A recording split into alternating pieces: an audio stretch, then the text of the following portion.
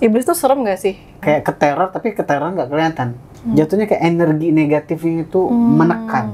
Nah, unsur tubuh mereka tuh adalah virus dan bakteri. Misalnya kayak kemarin kayak Badarauhi. Oh my god. Iblis punya hak. Siapa bilang iblis nggak punya hak? Gitu. Dimulailah dibisik-bisikin kayak, udah lu bunuh aja dia, udah lu sakitin aja dia. Hampir sama dibawa ranjang. Takut.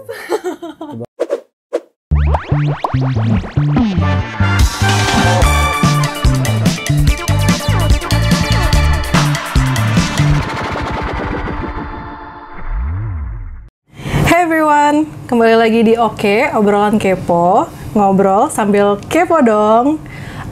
Gue Kadek, kali ini gue mau memperkenalkan bintang tamu spesial kita. Lagi dan lagi. Adang Lucius, detektif astral. Wih. Kita ngobrol-ngobrol lagi nih. Setelah kemarin kita udah shoot, terus Kita Johnny Depp ya kemarin? Iya kemarin Johnny Depp ya. Terus kita mau. Padahal syutingnya 1 hari doang. Beda hari doang tayangnya. Gue kayak sebenarnya kita nggak mau ngomongin kasus apapun sih sekarang gitu. Gue cuma pingin tahu nih tentang lu gitu ya. Pertama-tama sih gue pingin tahu dulu nih. Kayak lu tuh hobinya apa sih? Dan gue pingin tahu apa kesibukan lu selama ini sebelum kita ngomongin hal yang berbau demon gitu. Ini podcast apa interogasi ya? Gue rasa kayak interogasi ya guys. Gue tuh kepo gitu. Seorang Adam Lucius ini tuh sibuknya apa sih? Gitu. Sibuk gue? Sibuk lo? Yakin? Yakin. Sibuk gue adalah kerja. Kerja. Iya. Okay. Sibuk gue kerja, ya pasti kerja kan? Hobinya? Oke. Kerja gue di ini. Gue punya bisnis, bisnis kecil-kecilan lah. Beberapa bisnis kecil-kecilan itu gue lagi bangun, gitu sih. Sama partner-partner gue lah. Nice. Gitu. Dan satu sisi dia juga gue lagi ngurusin klien biasa, klien bukan konsultan supernatural ya. Terus gue juga sibuknya dalam penelitian dunia lain, kan itu butuh observasi ya. Penelitian, ya paling di entertain aja. Oke. Seperti yang apa gue lakuin sekarang. Seperti sekarang ini ya. I see. Gitu. Terus? Kan gue lumayan interest nih sama title lu. Seorang demonologis. Oke. Iya. Nah, sebenarnya demonologis itu apa sih, Kak? Balik lagi gue jelasin adalah demonologis itu adalah penelitian dunia lain. Gitu. Beserta apapun yang ada di dalam dari dunia lain itu sendiri. Gitu. Apapun, baik energi, baik iblis, baik jin, baik apa ya, semuanya lah. Energi berarti? Iya, energi, astral, semuanya lah yang ada di dalam dunia lain tersebut. Oke. Gitu. Gue sebenarnya ini sih, kayak gue sebagai orang yang nggak bisa lihat gitu mungkin hal-hal seperti itu. Gue cuman kepo sih kayak kenapa kita harus tahu dengan keberadaan iblis atau keberadaan jin dan teman-temannya gitu. Emang itu akan berpengaruh ke kita kah atau kayak gimana? Kenapa gue harus tahu gitu? Oke. Justru kita harus tahu. Nah, ini pertanyaan langsung serius ya? Berat serius. Langsung berat ya? Pertanyaan langsung nembak gitu. Berat. Jadi gini, guys. Kenapa kita harus tahu tentang keberadaan iblis beserta budaya mereka? Oke. Karena sangat jelas di kitab suci manapun, gue tegasin sekali lagi, kitab suci di semua agama menjelaskan bahwa iblis jahat itu adalah musuh terbesar manusia. Gitu. Kenapa dibilang musuh terbesar? Satu, iblis itu nggak kelihatan. Kedua, dia menyusup ke dalam hati. Ketiga, dia menyerupai hati. Maka itu dia dikatakan musuh terbesar. Karena nggak tahu kan dia di mana, apa yang dia lakuin, terus dia apa kita nggak tau. Makanya dibilang musuh besar. Gitu. Kita nggak bisa lihat, kita nggak tahu cara ngelawannya kayak apa gitu ya. Kalau misalkan badan dia gede sekalipun kita masih bisa mikirin kan? Betul sih. Iya nggak sih? Mau dianggap aja kayak Titan terus apa? Raksasa gitu kan? Raksasa. Lu pasti masih bisa mikirin dong gimana cara mengalahkan dia kan? Iya. Nah kalau nggak kelihatan, terus dia nyusup ke dalam hati lu, ayo coba. Makanya dibilang musuh terbesar, gitu. Dan kita harus mengetahui eksistensinya dalam kenapa kita harus mengetahui, karena dia nyerang kita. Dia nyerang kita untuk menyerang dan memperalat kita untuk berbuat dosa atau menjadikan kita sebagai alat dia berbuat dosa. Gitu loh, menjadikan kita korban plus jadi alat untuk berbuat dari segi kejahatan atau negatif loh. Bahkan menyakiti sesama manusia tanpa kita sadari. Oke, berarti dia 11-12 sama perasaan kita gitu maksudnya ya? Secara langsung seperti itu ya? 11-12, beda tipis. Karena kita nggak bisa bedain tadi, benar kata lo Dek. Karena kita nggak bisa bedain yang mana bisikan iblis, yang mana bisikan hati. Nggak tahu kan? Hampir semua hampir sama kan, gitu. Kayak hampir sama aja, padahal berbeda. Kalau kita telusurin banget. Ya karena nggak mungkin di kitab suci juga mengatakan kalau misalnya iblis itu adalah musuh terbesar manusia kalau nggak ada alasannya. Nggak ada alasannya lah. Pasti ada alasannya. Ya alasannya balik lagi. Karena pihak iblis jahat itu pengen kita itu terperosok dalam dosa dan masuk ke dalam neraka yang sama mereka. Terus gue pengen tahu sih sebenarnya kalau lu ini udah terjun berapa lama sih di peneliti dunia lain ya? Ya, hitung-hitungan sih 15 mau ke 16 tahun sih. 15 tahun sampai 16 tahun? Iya, mau ke 16 tahun sih gitu. Lama banget ya, Kak? Udah lama banget ya? Berarti ini dari dulu? Jatuhnya udah profesor kok. Itu nggak ada title-nya aja. Kalau ada title udah profesor. I see. Kayaknya kita bikin aja kali ya. Nanti gue kasih deh title-nya buat lu sih, Kak. Oke, kalau misalnya gue nih nggak pernah lihat tapi sering nonton TV gitu. Kira-kira iblis tuh serem nggak sih? Maksudnya apakah sama dengan yang kayak kita suka nonton? Misalnya gue suka nonton Insidious atau yang lain tuh mirip nggak sih kayak gitu? Kita ngebahas tentang iblisnya ya, bukan kondisinya ya. Jadi gini, berbeda ya, Dek. Lo masuk ke dalam dunia iblis sama lo menonton film tuh beda. Nah kalau nonton film paling lo cuma dapat ketakutan doang kan, kayak tampangnya serem, terus kayak ya bisa dibilang ngagetin itu doang kan, cuma lo bermain dengan ketakutan aja kan di situ. Benar. Sesuatu yang nggak jelas gitu. Benar. Nah kalau aslinya bukan cuma ketakutan aja yang kita dapat untuk secara manusiawinya, bukan ketakutannya kita dapat, tapi tekanan energinya. Jadi di saat dia muncul, eksistensinya dia muncul, energinya juga kita bisa ngerasain energi tekanan energinya. Kayak ibaratnya simple ya, lo melihat lo melihat seseorang yang berkategori pihak berwajib. Pihak berwajib. Ya, nggak sih? Lo lagi di jalan, pihak berwajib nih. Tapi ada aura yang lo nggak tahu gitu. Tapi itu kan nggak neken. Ini neken sampai kayak susah nafas gitu. Beda tipis sama karisma. Beda ya? Jatuhnya kayak energi negatifnya itu menekan. Jadi mereka tuh hidup karena dan memancarkan energi negatif ke kita, kayak memojokkan kita lah untuk kayak lemah gitu loh. I see. Gitu sih. Oke. Berarti sebenarnya kalau di TV kalau misalnya di TV itu hanya dari fisik doang, kayak misalnya dari wujudnya seram, terus setahu gue lebih serem dari di TV sih. Lebih serem di TV daripada dan pergerakannya dan pergerakan iblis itu juga lebih cepat. Yang aslinya? Aslinya tuh sebenarnya pergerakan iblis tuh per milidetik, di bawah lagi detik, cepet kayak sep gitu. Berarti sebenarnya nggak sempet untuk kita lihat kayak dia kayak apa gitu ya? Untuk beberapa orang yang mempunyai kemampuan, mereka bisa. Tapi ya nggak umum. Nggak gampang dan nggak umum lah ya. Gitu. Nggak umum ya. Sangat ya hanya orang-orang berkemampuan aja sih setahu. Berarti kalau misalnya gue simpulin malah dari karakternya itu lebih menyeramkan dibandingkan dengan fisiknya sebenarnya. Iya. Karena dia mempunyai energi yang membuat kita kayak memojokkan kita dan kayak kita jadi kayak takut gitu. Untuk ya orang umumnya ya, bukan buat gua. Maksudnya kalau kita ngelihat si iblis itu atau di suatu kondisi terus ada bisikan iblis atau gimana membuat kita tertekan atau gimana? Iya, membuat kita kayak kita ketakutan gitu. Kayak keteror tapi keteror nggak kelihatan gitu. Ya untuk umumnya manusia ya. Tapi tapi gue nggak termasuk di situ. Karena gue nggak takut sama mereka sih. Wah, nanti kayaknya ada tips and triknya kali ya, gimana cara nggak takut ya. Kekuatan iblis itu kayak gimana sih Kak? Atau ada apa aja sih kekuatannya? Kekuatan iblis. Iblis tuh iblis tuh mempunyai, yang baru gua tahu aja ya. Oke. Yang selebihnya baru observasi, mas gua masih penelitian. Yang kekuatan mereka tuh ada dua. Satu, mereka mempunyai kekuatan memanipulasi tiga kekuatan mereka yang baru gua tahu banget. Satu, mereka bisa memanipulasi perasaan manusia. Jadi yang tadinya positif jadi negatif. Oke. Gitu loh. Bisa gitu ya? Bisa dipermainkan. Balik lagi, dia menyerupai hati. Bisa dibuatnya kalian dibisikin jadi drop down, atau mikirin stres jadi banyak masalah gitu. Atau dia memuji-muji lu, atau membuat lu jadi merasa kayak sombong gitu. I see. Gitu kan.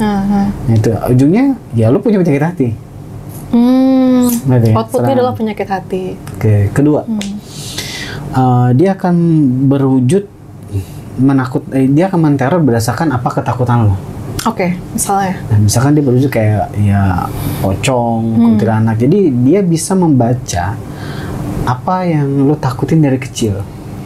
Misalkan gue takut sama nenek-nenek lampir misalkan ya. Ya, dia akan membentuk dengan nenek-nenek lampir tersebut. Oke. Gitu. Dia bisa membaca situasi kondisi ketakutan gue gitu loh. Misalnya gue takut dengan ketinggian gitu misalnya. No, dia harus berbentuk wujud. Berbentuk wujud. Iya. Oke. Jadi kayak kuntilanak, dia akan berbentuk seperti kuntilanak perempuan nih gitu. Apapun yang lo takutin, dia akan muncul seolah-olah itu. Gitu. Terkadang dia membentuk berdasarkan mitos-mitos yang ada. Misalnya kayak kemarin kayak Badarauhi atau kemarin tuh film KKN. Ya udah mitos-mitos dah tuh banyak tuh, dan dia bisa membentuk itu. Oh, itu mitos ya kayak. Kan secara mahasiswa yang kejadian mahasiswa dan mahasiswa tersebut gue kurang tahu. Tapi kalau untuk kejadian dari kondisi yang dia ceritakan, buat gue masih nggak make sense sih. Maksudnya nggak masuk akal secara konsep di lapangan supranatural gitu. Nggak masuk buat gue gitu. Untuk lebih lengkapnya soal ini, kalian bisa cek di channel Detektif Astral, guys. Masih ada satu lagi. Kekuatan dia adalah yang ketiga, adalah mereka unsur tubuh mereka itu adalah virus dan bakteri. Virus dan bakteri. Maksudnya gimana tuh? Jadi pembentukan dalam tubuh mereka tuh ada unsur virus dan bakteri. Maka itu terjadilah konsep kayak ya kenapa orang bisa kesantet terus sakit medis. Oh, I see. Ya kan? Karena dia masuk ke dalam tubuh manusia tersebut dan masuk, tapi unsur reaksi virus dan bakteri itu menyebar. Makanya dalam agama tuh selalu akan menjelaskan bahwa jagalah kebersihan. Dan kebanyakan dari astral-astral negatif itu selalu bertempat tinggal di tempat yang berkategori kotor. Contoh kamar mandi, tempat-tempat lembab, rumah kosong, ya nggak sih? Jadi intinya memang mereka mengandung virus dan bakteri sih, bisa dibilang tubuh mereka. Kalau itu mereka menyerang manusia ya, makanya kadang-kadang manusia kalau kena istilah kasar apa ya? Kalau kayak kesambet, orang bilang kesambet tuh kerasukan gitu ya. Kerasukan atau kesambet tuh biasanya orang pada demam, terus muntah gitu. Demam dan muntah kan sebenarnya ilmiah dari tubuh manusia untuk melawan virus dan bakteri yang mau masuk ke dalam tubuh sebenarnya. Karena mereka karena tubuh sedang mematikan virus dan bakteri tersebut, makanya kayak demam gitu. Itu kan ilmiah banget, bisa dibilang gitu. Tapi kan kita harus ngecek apa hubungannya kan? Itu hubungannya. Yang lu lakukan ini, maksudnya dari hasil yang lu bilang ini bakteri dan virus, itu adalah lu melakukan penelitian atau observasi plus penanganan gue di lapangan supranatural. Ya kalau bayangin aja lah 16 tahun mau ya 15 mau ke 16 lo tau lah ya betapa udah hatam lah ya. Nggak hatam juga sih, perlu banyak belajar tetap gitu. Dari yang kakak udah jelasin dari tadi lah ya, tentang manipulasi iblis atau kenapa kita harus aware dengan keberadaan mereka gitu ya. Nah, gimana sih cara kita melawan mereka ini gitu? Dari sudut pandang lo. Yang jelas sih gini, kita nggak boleh, iman kita sih nggak boleh hilang dari diri kita sih. Kita harus tetap beriman banget. Karena di saat kita beriman, seal atau perisai ketuhanan itu tetap ada dalam diri kita. Gitu, dengan perisai keimanan tersebut, kan Tuhan melindungi kita kan ya. Dan disitu mereka nggak bakal bisa mengganggu kita gitu sebagai manusia yang dilindungi Tuhan gitu. Keimanan kita. Keimanan yang pertama keimanan. Yang kedua pasti ya sering berdoa lah, itu pasti. Karena di saat iman itu kan iman itu kadang-kadang fluktuatif ya, geraknya ya nggak jelas gitu. Tapi di saat kita berdoa, dia walaupun dia fluktuatif, kita harus menstabilkan. Makanya itu butuh berdoa. Berdoa, ibadah itu harus gitu loh. Dan keempat harus ketiga. Yang ketiga ya. Sorry, tadi kan keimanan, berdoa. Terus tadi ibadah. Yang ketiga beribadah gitu. Nah, yang keempat, doa dan ibadah beda. Doa dong, beda dong. Beda ya? Kalau doa kan kayak biasalah kita di dalam hati gitu. Nah, ibadah kan ritual. Gitu loh. Nah, kalau keempat, jadi lupa. Sorry, yang keempat itu bisa dibilang, kita nggak boleh punya penyakit hati. Karena syarat utama terjadinya gangguan iblis dan sihir itu karena ada penyakit hati. Gitu. Jadi seolah kayak kita bikin dosa dan mereka kayak punya hak gitu loh. Iblis punya hak. Siapa bilang iblis nggak punya hak? Iblis punya hak mengganggu manusia kalau manusia itu berdosa. Fix. Itu kebenaran di lapangan. Jadi jangan pikir kalau di saat kalian punya dosa kalian terselamatkan dari iblis tuh ya. Kayak setahu gue sih agak sulit sih. Kecuali memang Tuhan sayang banget sama lo gitu. Maksud lo mungkin kayak penyakit hati dan kebenaran. Maksudnya kebenaran itu adalah misalnya kita disakitin orang gitu ya. Nah terus kayak kita merasa kita berhak kok untuk balas dendam atau dendamnya itu kan penyakit gitu hati. Gitu. Kan nggak boleh. Sekarang gini, manusia yang cipta siapa? Ya Tuhan. Yang menghakimi, yang berhak menghakimi siapa? Ya, pasti Tuhan lagi ya. Nggak mungkin kan lo berhak menghakimi manusia lain. Jadi hukum terkuat yang balikin ke Tuhan. Lapor ke Tuhan. Tuhan gua orang ini bikin salah. Jadi tinggal lapor ke Tuhan. Biarkan hukum Tuhan yang bekerja, bukan hukum manusia. Nanti di saat kita menghukum berarti sombong banget kita. Kecuali sudah berkategori kelewatan dan kita harus mempertahankan diri, beda ya. Dendam dan mempertahankan diri itu beda. Ya speknya beda nih. Nah kalau mempertahankan diri kan situasi yang berbahaya buat kita dan kita mempertahankan diri. Nah itu hukumnya wajib. Itu wajib. Ya, karena bukan itu pasrah. No. Itu hukumnya wajib karena kita berkategori adalah berusaha. Baru Tuhan membantu. Berusaha baru Tuhan membantu. Jangan kita diem aja. I see. Ngerti gak? Iya. Setuju sih. Seperti itu. Nah, terus di saat kita balas dendam berarti ada situasi kondisinya kejahatan itu tidak berlaku lagi sama kita, tapi kita mencari lagi kejahatan itu, ngerti gak? Oh, dendam tuh misalnya kayak kita dijahatin orang gitu. Tapi udah selesai kan? Selesai. Tapi lo cari lagi masalah sama dia. Dan lo balesin semua yang terjadi yang dia lakukan ke lo balas lagi ke dia.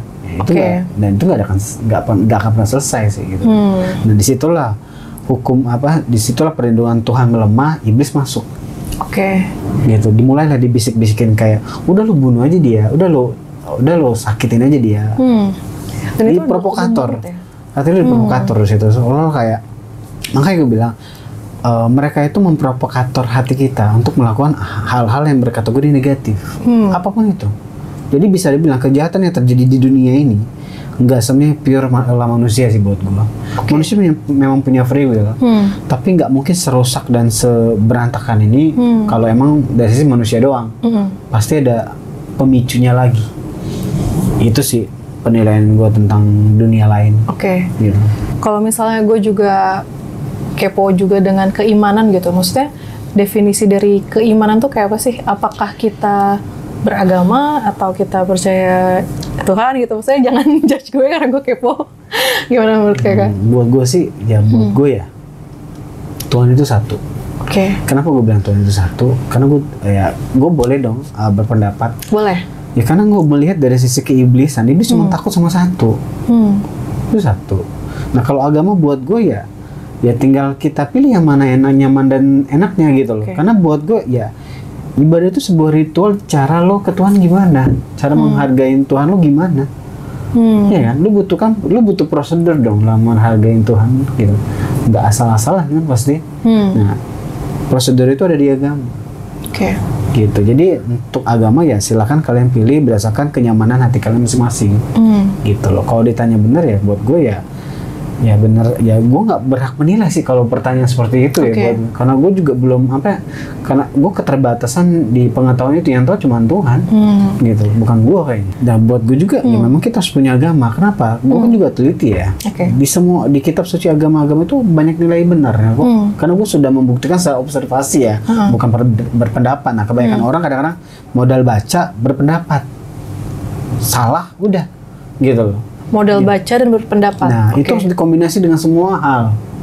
Gitu loh. Kita nggak boleh mentelan mentah-mentah dengan sesuatu kutipan-kutipan, tapi kita yang ujung kita berpendapat, nggak boleh. Sebenarnya kita harus observasi juga.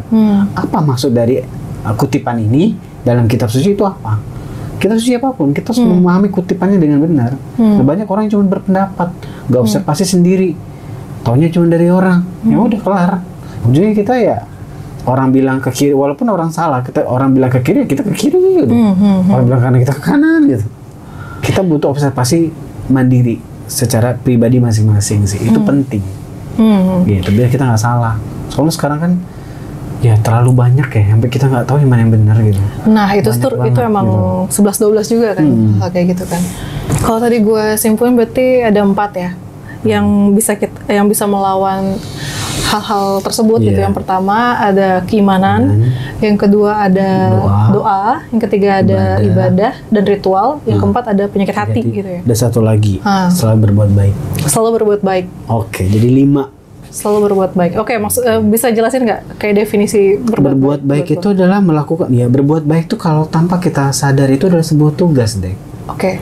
Kenapa? Sekarang gini. Ya, di saat kita lahir kan, ya kita tuh udah punya tugas, yaitu berbagi. Setahu gue, menurut penelitian gue ya, kita tuh harus berbagi fisik maupun non fisik. Sekarang gue tanya, di saat lo minta ke Tuhan dolar, apakah dolar itu jatuh dari langit? Belum pernah sih ada hujan uang ya. Nggak pernah sih gue. Cuma kalau ada boleh sih, mungkin dalam mimpi kali ya. Kecuali ada sultan gitu ngamburin uang di langit, ini beda cerita kali. Intinya di saat lo minta apartemen, lo minta rumah, lo minta mobil, lo minta dolar, ya di situ skema Tuhan berjalan. Skema saling membutuhkan manusia antar manusia. Kenapa Tuhan membuat skema membutuhkan antar manusia?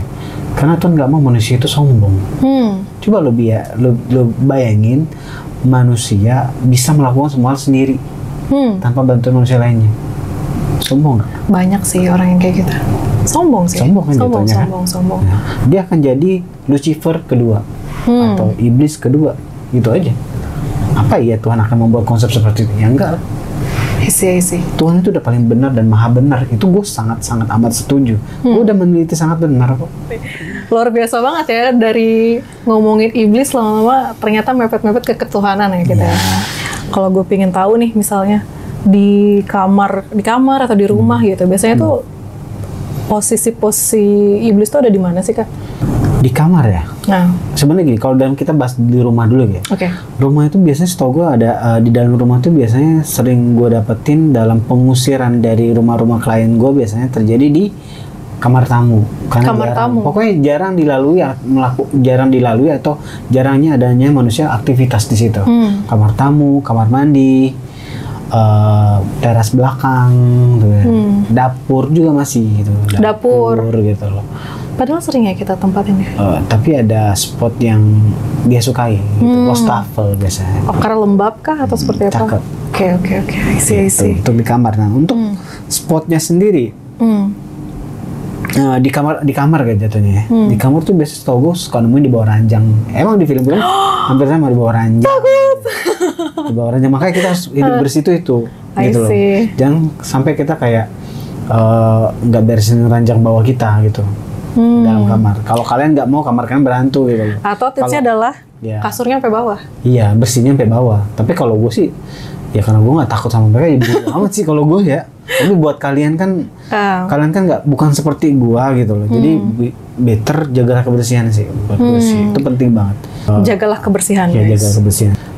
Di belakang lemari gitu. Di belakang lemari, pokoknya celah-celah yang agak shadow sih. Gelap. Walaupun misalnya segini gitu, ya, tetap jarang. Tapi kayak ya lu bayangin aja di balik pintunya ada renggang sedikit, di bawah ranjang, di dalam lemari yang apa kosong atau apa itu biasa dia di situ. Atau enggak di bawah kursi. Kan ada ada kalau biasa kursi itu ada atasnya suka ada rongga sedikit. Bener. Itu gue pernah gue dapetin itu. Gue pernah semprot, gue punya cairan kan. Emang, tapi ini bukan promosi ya guys. Emang gue ini pengalaman gue nih. Kenapa gue bisa tahu dia di situ? Waktu itu gue semprot pakai cairan semprot gue L1 kan. Pas gue semprot, karena gue lagi fokus kerja, gue nggak mau terlalu memikirkan yang begitu, jadi gue simple. Jadi kayak gue semprot, set. Tapi gue ngerasa feeling dia ini masih ada. Di mana dia ya? Gue malas buka karena gue lagi mau meeting kerjaan normal gitu loh. Gue lagi mau meeting sama teman-teman gue kan. Meeting sama namanya Ayu. Sama Ayu ya. Sama Ayu.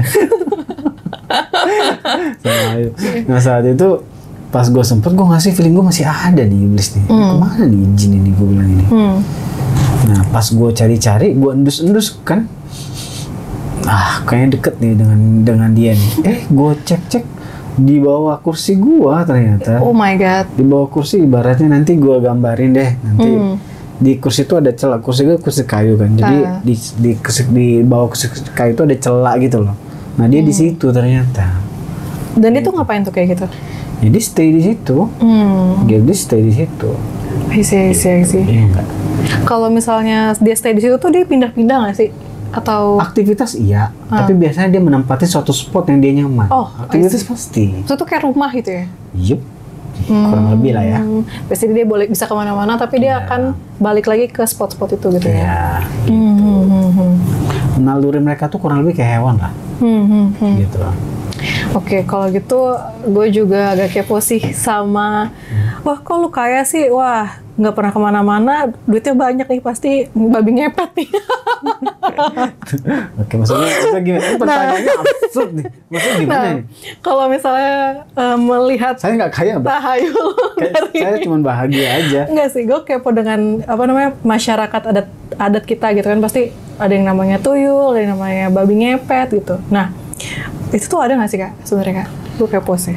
Ya di zaman kenabian, gue rasa mungkin ada. Tapi kalau di zaman sekarang, gue ngerasa gue nggak ada sih. Karena gue nggak pernah lihat.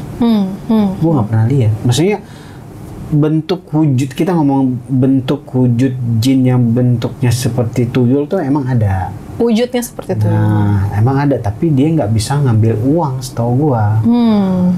Gitu, ngambil uang yang benar-benar uang. Soalnya gue nggak pernah sih ngerasa tiba-tiba gue kan sangat amat sensitif. Gue nggak ngerasa kayak nggak ada yang buka lemari gue terus ada tuyul itu. Gue nggak pernah ada sejarah sih. Adanya di mana ya rumah klien gue, dia bilang kayak ada tuyul gitu. Padahal keluarganya sendiri yang ngambil. Tapi mungkin maksudnya tuyulnya adalah saudaranya. Tapi gue kode sama dia, ini mah bukan tuyul mbak, gue bilang gitu kan. Ini mah manusia. Ya. Berarti sebenarnya wujudnya itu ada ya, tapi mungkin babi ngepet sih nggak ada. Babi ngepet nggak ada. Jadi, tapi tuyul ada. Tuyul ada wujudnya lah, tapi yang berbentuk seperti tuyul. Oke, berarti apakah kalau misalnya kayak semacam supranatural kayak gitu, misalnya iblis, jin, tuyul dan segala macam itu bisa melakukan kegiatan fisik nggak sih? Misalnya kayak mindahin suatu apa atau gimana? Bisa ya? Bisa. Karena mereka mempunyai energi, tapi terbatas. Khusus untuk energi iblis saja. Gitu. Iblis biasanya memang kuat untuk melakukan itu. Berarti ini beda ya? Misalnya dari iblis, jin, terus lain itu beda semua ya? Jadi bisa kasar kelas energi yang terkuat itu di iblis. Bahkan iblis bisa menguasai si jin-jin di bawahnya itu. Jadi mereka lebih kuat. Kalau gitu gimana cara kita bisa ngebedain gangguan dari iblis sama enggak? Contoh kayak demam kali ya. Demam, Membedakan antara demam biasa dengan gangguan jin dan iblis itu bedanya di sini. Kamu sakit, misalnya sorry, ini analogi ya. Kamu pusing di sini. Gue 2 meter dari lu, gue udah ngerasain hawa panas. Kan hawa panas itu bukan dari lu loh, dari si astral tadi. Oh dia bisa bikin kita sakit secara fisik juga ya? Membedakannya di situ ya. Kalau normal ya kita butuh megang kulit dulu baru kita tahu kulit panas. Tapi kalau gangguan medis kategori 2 meter aja gue ngerasain udah awalnya kayak panas, kayak tahu kan kayak kipas nyemprotin apa angin Anginnya. panas, tapi nggak panas-panas banget, kayak Kalau rotasi kan? hangat sih bukan panas. Oke, hangat. Iya. Oke. 2 meter ya jarak. 2 meter. Itu satu. Kedua biasanya 2 kalau meter nih, 2 meter nih lu udah teliti 2 meter? Iya 2 meter. Kalau gue udah pernah kan balik lagi gue juga apa ya udah sering nangani kasusnya, itu udah sampai udah ngerti lah gitu loh kebanyakan. Itu yang kedua, biasanya kalau kita nggak dalam sisi kayak gangguan non medis, bukan medis ya. Kalau gangguan non medis biasanya kita suka mimpi buruk. Mimpinya apa aja biasanya berhubungan dengan kayak ular atau kayak dikejar-kejar orang kalau nyasar kayak gitu loh kurang lebihnya. Itu berarti lagi diganggu. Dan mimpinya berkategori sering. Jadi cuma semalam doang kan.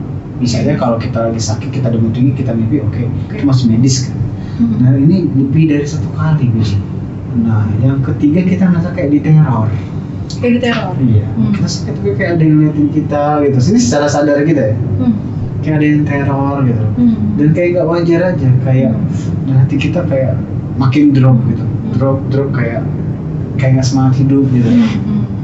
Nah, karena dia membisikkan, dia memprovokasi negatif. Kali saat kita drop, kita sakit, kita drop. Terus ditambah lagi bisikannya dia, kita makin drop. Di saat kita drop, imun kita turun pasti. Daya tahan tubuh kita otomatis juga turun. Benar. Berarti itu berdampak banget sama fisik kita juga ya. Nah kalau medis kondisinya adalah kita masih tetap berpikir positif. Beda kalau serangan iblis dan jin, biasanya kita udah ngedrop. Hati kita berkomentar yang macam-macam negatif. Padahal belum tentu itu kita. Iya. Itu bisa aja itu bisikan dia. Gitu. Memang harus itu gini. Untuk membedakannya itu modalnya adalah harus mengerti diri kita dulu. Tapi itu kan tipis banget sih. Emang tipis sih. Dan kita balik lagi harus percaya sama Tuhan. Di saat kita percaya sama Tuhan, otomatis kita harus percaya sama iblis. Gitu. Karena Tuhan sendiri yang mengatakan di kitab suci bahwa iblis itu ada loh. Tuhan yang ngomong, kita yang ngomong. Iya sih. Gitu. Masa iya Tuhan ngomong kita percaya, kayak aneh nampak. Kayak kadang gue bakal gak nyampe gitu. Ini gue jadi kayak kepo sih, kayak kenapa lu ini meneliti banget dan kayak fokus banget dengan hal-hal yang berbau iblis atau hal-hal seperti ini gitu. Maksudnya dari lu sendiri gitu. Kenapa? Ya karena gue merasa kayak tugas deh. Ini gue sebut tugas. Oke. Tugas. Sekarang gue merasa hidup gue dijamin terus. Dijamin dari semua, bukan dari dunia lain aja ya. Dijamin secara dari dunia secara perlindungan di dalam supranatural gue dijamin gitu. Kedua dijamin dari segi kehidupan semua aspek.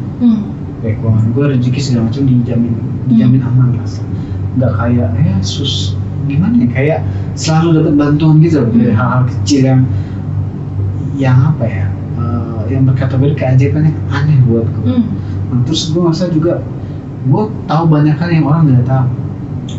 Gitu. Lo coba cari di Google, di YouTube, nggak ada yang bilang di dunia ini bahwa iblis itu musuh tubuhnya virus dan bakteri. Cari aja. Ini cuma gue doang. Tapi dari situ bukan gue bangga, tidak, gue gak bangga di situ. Gue merasa malah kayak ya awalnya gue pengen lari dari kenyataan, gue pengen kayak orang normal dong. Gue pengen kerja, gue ngapain begini awalnya kan. Bisnis aja gitu kan. Gue pengen cari cuan gitu kan. Tapi ya balik lagi, ya gue gak bisa lari dari kenyataan bahwa ini tugas gitu. Betul, malah melihat dari sisi positifnya kan, maksudnya dari sisi gue udah lebih ikhlas sih, masih belum pernah lah fase gimana sih lo tiba-tiba harus dibebankan tanggung jawab yang besar sebagai manusia gitu. Manusia terus tanggung jawab besar banget gitu kan. Nah coba lu bayangin diri gue lah gitu. Gue ngerasa ya nggak mungkin lah Tuhan memberikan banyak nilai kebaikan sama gue kalau gue nggak ditugaskan. Itu aja sih. Tampak aneh sih gitu buat gue. Dan gue kayak gak bisa lari di sini. Pernah mau fokus kerja aja gitu, tapi tiba-tiba ada yang minta tolong gue. Entah tahu dari mana dia, tahu minta tolong sama gue, tahu kayak ya bokapnya kesantet segala macam, gue kan gak bisa lari kalau udah kayak gitu. Benar sih. Ya, coba gue lagi kayak gue pulang kerja, padahal suatu momen gue pulang, gue udah meniatkan gue akan meninggalkan ini. Oke, menarik banget nih. Gitu. Gue udah pernah niat. Ada kali seminggu, tiba-tiba ada yang ke rumah gue, tiba-tiba minta tolong. Katanya bapaknya sakit, tetangga. Ya gue bingung loh. Hati gue polemik saat itu. Balik lagi nih gue. Bingung kan. Akhirnya ya saudara-saudara bilang ya udah bantuin aja, kasihan gitu. Emang pas gue ya udah gue pasrah kan, akhirnya gue bantuin. Nah, pas gue ke rumah dia, gue lihat di kamar, jadi bokapnya tetangga ini lidahnya udah menjolor keluar, udah kayak nggak sadar. Kayak gimana sih orang nggak sadar terus lidahnya menjolor. Itu kalau beneran ada kayak gitu kan? Ada, sumpah demi Tuhan gue kayak gitu. Dan ya udah susah sih bisa dibilang. Kalau gue biarin ini akan cacat lama, yang berunjuk ke dalam kematian sih kalau dibiarin. Karena ya lu aja lidahnya jujur terus nggak sadarkan diri, dia nggak bisa makan. Ya susah makan, susah ini, lama-lama cacat tinggal udah gitu. Tapi lu bisa tahu dari mana kalau itu adalah pengaruh dari hal-hal yang seperti itu? Iya gampang, ya sistemnya gampang. Ya karena kita kan punya power ya. Di saat dia bereaksi dengan power, fix dia gangguan. Gitu. Tapi kalau medis kan harusnya nggak bereaksi dong. Soalnya kita sakit demam normal medis nih, ada orang anggap aja subjeknya ini sakit demam. Dia deketin gue dia nggak ada masalah dong. Dia kan cuma demam medis. Tapi kalau dia demam gangguan atau non medis tadi, dia akan bereaksi. Tiba-tiba dia muntah, mual, dia pusing atau apa, dia akan bereaksi. Gitu. Karena ya buat gue pribadi, simple gini sih buat gue. Karena klien gue pribadi, dia kadang pengen ngecek kamu ini kena gangguan iblis atau enggak sih, kena sihir atau kena santet atau enggak sih. Yaudah minta coba lihat foto aku aja deh, gitu. Karena itu bereaksi ya? Itu bereaksi, ngeliat foto doang. Itu bereaksi dia, gitu. Kadang kayak langsung kak pusing, kak panas gitu. Kan coba lo pikirin, apa hubungannya kita yang normal ngeliat foto gua, foto profil WhatsApp gua, apa hubungannya aja? Tapi itu bereaksi. Ada yang pusing, ada yang mual, ada yang panas gitu. Terus berarti dia gangguan dong. Karena nggak ada orang normal di saat dia ngeliatin foto dia demam, dia muntah, dia pusing. Iya dong. Oke. Gua juga ini sih, jadi mikir gitu. Kayak lu berani speak up untuk hal-hal yang berbau ini tuh sebenarnya kayak agak percaya segala macam, dan mungkin kalau lu banyak speak up tentang hal ini, lu bakal banyak juga hantaman dari luar lah gitu. Sekarang ini kontroversial banget gitu. Maksudnya dari apapun lah, dari sisi yang nggak kelihatan atau bahkan dari orang-orang yang manusia biasa gitu. Kenapa sih lu mau speak up gitu? Ya balik lagi ya Dek ya. Di saat kita ditugaskan, berarti kita dijamin Tuhan. Di saat Tuhan menjamin seorang manusia, apa yang bisa ditukar? Gue percaya banget Tuhan gue sama. Ya kali masa dia menjerumuskan apa manusia yang disayangin, jadi nggak mungkin kan. Selama ini gue ngerasa gue dilindungi gitu. Jadi kayak iya, intinya gue udah nggak harus takut sama apapun lagi kecuali takut sama Tuhan gue sendiri gitu. Ini gitu. Jadi kalau ditanya banyaknya ancaman, ya gue di titik gue sering sama Tuhan gitu. Gitu sih. Jadi kayak nggak mau pusing banyak pusing itu gue terlalu lelah aja kayak. Gitu sih. Jadi gitu, di saat Tuhan menjamin berarti semua aman. Kan kita ditugaskan. Berarti kita dijamin dong, kan Tuhan yang benar. Berarti Tuhan menjamin dong. Masa iya Tuhan ditugaskan terus dia nggak menjamin kita, kayak itu bukan Tuhan, itu iblis gitu. Kalau orang pikir wah gue disuruh Tuhan untuk bla bla bla, tapi dia tidak dijamin hidupnya, kayak itu bukan Tuhan. Setahu gue pribadi, di saat dia ditugaskan berarti Tuhan menjamin hidupnya, menjamin keselamatannya. Sama nggak ngomong kayak gitu? Balik lagi ke iman tadi ya. Balik lagi, karena jujur dan satu lagi banyak orang yang salah kaprah. Kebahagiaan yang diberikan Tuhan itu kebahagiaan yang nyata, bukan kebahagiaan mindset. Ini banyak orang yang merasa aku udah dekat sama Tuhan, aku diberikan kebahagiaan, padahal ternyata mereka nggak bahagia. Tolong bedakan, Tuhan itu nggak PHP loh. Tuhan itu mana ada PHP? Banyak orang yang berpikir bahwa Tuhan Di saat kondisi kita susah, tapi kita terlalu berpikir positif ya Tuhan lagi menguji kita, bullshit lah. Tuhan tuh gak PHP. Di saat Tuhan menjamin dan menyayangi hambanya, maka dijaminlah hidupnya dia. Bukan dari mindset, tapi memang secara fisiknya lu dijamin. Ngerti? Dan lu diberikan ketenangan dan keamanan. Iya gak sih? Jadi kalau kalian berpikir hidup kalian susah banget dan masalah bertubi-tubi dan kalian pikir kalian dekat sama Tuhan, itu salah sih. Itu cuma mindset lu doang. Berarti ada yang salah dengan nilai keimanan lu di situ tanpa lu sadar. Karena jujur bagi gue, di saat Tuhan menjamin dan menyayangi, berarti amanlah hidup lu. Bukan mindset ya. Banyak ya, termasuk beberapa pemuka agama yang buat gue sih ya nggak paham Tuhan sih. Pahamnya adalah nilai yang salah buat gue. Jangan meyakini Tuhan itu memberikan PHP, jangan. Tuhan itu di saat dia memberikan kebaikan itu real, gitu. Jadi tolong jangan tersesat di sini ya. Oke, Tuhan tidak memberikan mindset PHP, Tuhan memberikan sebuah bantuan dan keamanan dari semua aspek. Tinggal kitanya aja nih mau berkembang atau enggak. Kayak gue nih, gue dikasihkan keamanan dari semua aspek gue. Gitu. Tinggal gue aja mau berkembang atau enggak. Terserah lu kan, gue kan punya free will di situ. Ya baik lagi di saat gue pengen berkembang, gue harus usaha loh. Gitu aja. Simple. Cuman gue berarti ini agak mempertanyakan juga sih, kayak misalnya dari statement lu tadi tuh kayak sebenarnya apa ya namanya, kayak itu adalah fakta gitu. Maksudnya kalau misalnya kita sayang Tuhan, kebahagiaan itu adalah fakta gitu kan misalnya. Iya dong. Nah, apalagi sih masalahnya. Cuman gue kayak kan ada yang namanya cobaan, terus itu tuh gimana? Ini netizen juga harus tahu. Masalah dan ujian itu berbeda. Masalah dan ujian. Oke, ini salah paham nih di sini nih. Yang namanya masalah adalah sesuatu kejadian yang di luar kemampuan kita. Itu masalah ya. Ya. Oke, berarti itu bukan dari diri kita, masalah itu ada di luar kita. Kemampuan. Di luar kemampuan kita. Itu namanya masalah. Tapi kalau yang namanya ujian, dikutipkan di kitab suci juga sangat jelas bahwa Tuhan menguji hambanya berdasarkan kemampuannya. Ya. Oke. Berarti ujian itu bukan masalah. Dan Tuhan tidak, setahu gue ya, anggap aja gue salah, tapi harusnya nggak salah sih gue.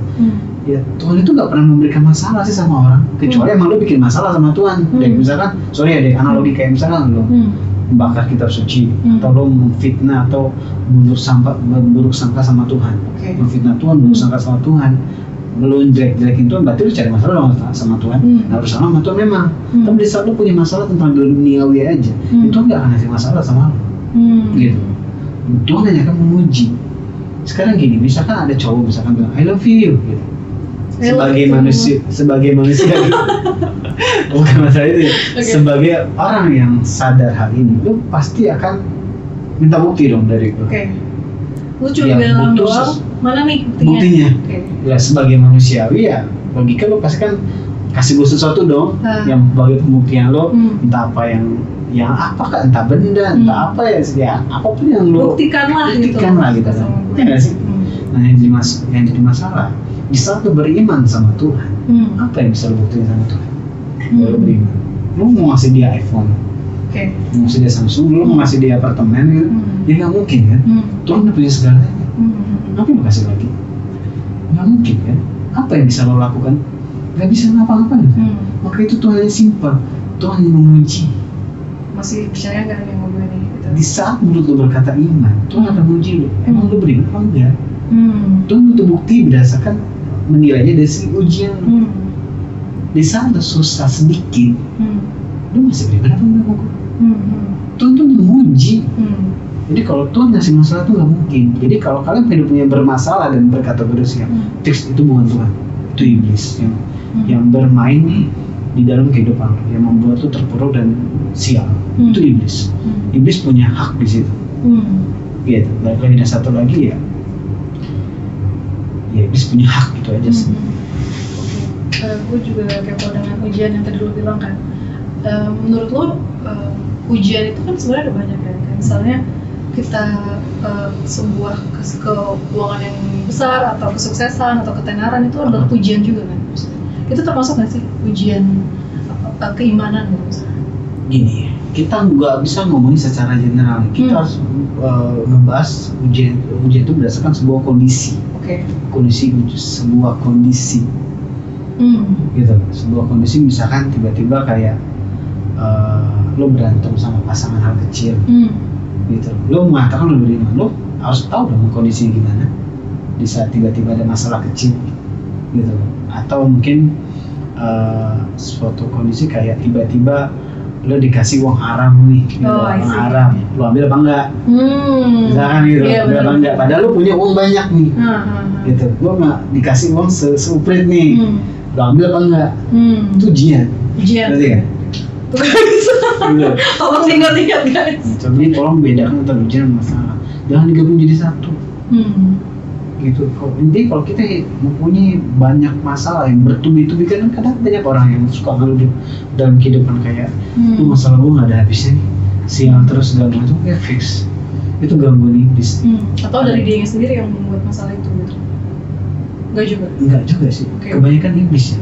Di saat manusia itu tidak dilindungi energi ketuhanan, di situ iblis masuk dan mensutradarai sebuah film kesialan manusia. Jadi dia akan masuk ke dalam seorang manusia, anggapnya manusia nih ya, dia akan masuk ke dalam manusia. Nah, manusia ini hidupnya dibikin sial, bikin sial di otak-atik hidupnya gitu, seolah kayak akan bermasalah di keuangan, bermasalah di asmara, terus masalah kemana-mana gitu. Ujungnya dia sengaja dan dibikin drop sama dia, dibisikin negatif kayak udah lu bunuh diri aja, lu bunuh orang aja. Kalau lo tanya untuk apakah mereka mengojok-ojokkan manusia untuk bunuh diri gitu. Iya, apa keuntungannya itu? Di saat manusia melakukan sebuah dosa, ya, dosa besar dalam kehidupannya, terus meninggal, orang tersebut ini jiwanya itu nggak akan keterima di apa energi ketuhanan. Tuhan nggak terima, karena ini kan dosa kotor. Yang naik cuma rohnya aja gitu. Yang naik rohnya, jiwanya ketinggalan. Nah, jiwa inilah yang dipakai jadi roh dan jiwa tuh beda. Nanti next time kita akan jelasin lebih lanjut lagi. Nah, jadi kondisinya adalah di saat jiwa ini berdosa, dia adalah sebuah bentuk energi kan, dipakai sama si iblis, disatukan energinya. Di saat dia menyatu, ibarat dia pakai kostum anime atau kostum manusia. Dia masuk ke dalam manusia tersebut, dia aman dari deteksi bawah sadar. Bawah sadar itu punya sebuah perlindungan juga. Manusia itu tetap masih punya perlindungan di bawah sadarnya dia, gak sembarangan yang bisa masuk. Nah si iblis ini pakai kostum manusia, pakai jiwa manusia, dia gak kedetek di situ, akhirnya dia lolos aja. Berat sekali ini guys. Berat nih gue nih untuk loading nih gue. Kira-kira di ruangan tempat shoot saya ini apakah ya, ada tempat syuting saya ini apakah ada banyak astral atau segala macam nggak? Ini random banget sih. Ya, namanya juga apartemen ya mbak ya, pasti banyak. Tapi kan selama dia tidak ganggu gua dan tidak ganggu saya kan, tempat saya. Selama ini nggak ada sih, saya lihat sih aman-aman aja. Selama tidak ada gangguan yang berkategori berhubungan dengan penyesatan yang gue lihat dengan mata gue sendiri sih nggak ada masalah sih. Oke. Maksudnya ya circle kita masih aman sih. Gitu sih. Kayaknya jadi melebar kemana-mana nih karena asik banget ternyata obrolan. Kira-kira ada nggak sih pesan kakak terakhir lah? Ya pesan gue satu sih, jagalah hati sih. Jagalah hati lo. Gimana lagunya aku lupa. Jagalah hati. Jangan kau nodai. Tolong diedit ya. Gue suka. Itu penting banget. Itu penting banget juga hati. Thank you so much udah menyempatkan lagi di hari kesekian kita syuting. Thank you guys udah nonton YouTube kita. Jangan lupa like, comment, and subscribe YouTube channel kita karena bakal ada obrolan lagi sih kayaknya sama Pak Adam ini. Bye.